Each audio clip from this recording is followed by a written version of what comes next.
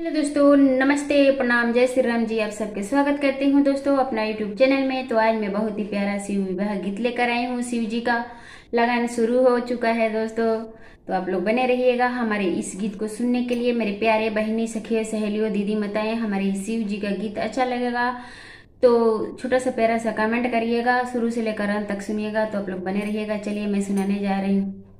हरदी के गेठन गौराली खेली, हरदी के गेठन गौराली खेली, इली खेली सिवाय के लीला के तना सिवा हमर शोभिले, एली खेली सिवाय के लीला के तना सिवा हमर शोभिले।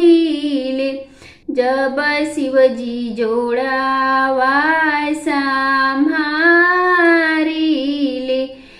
या माय के हृदय जुड़ा सुके तना सिवा हमर शोभिले, या माय के हृदय जुड़ा सुके तना सिवा हमर शोभिले।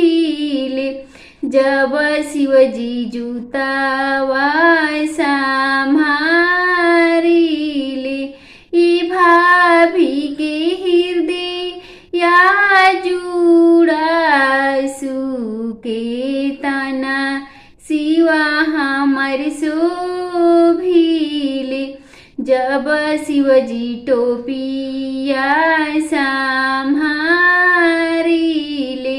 ने दीदी के हृदय जुड़ा सुके तना सिवा हमर शोभिले। जब शिवजी सूतवा संहारिले, ये चाची के हृदय जुड़ा सुके तना सिवा हमर शोभिले।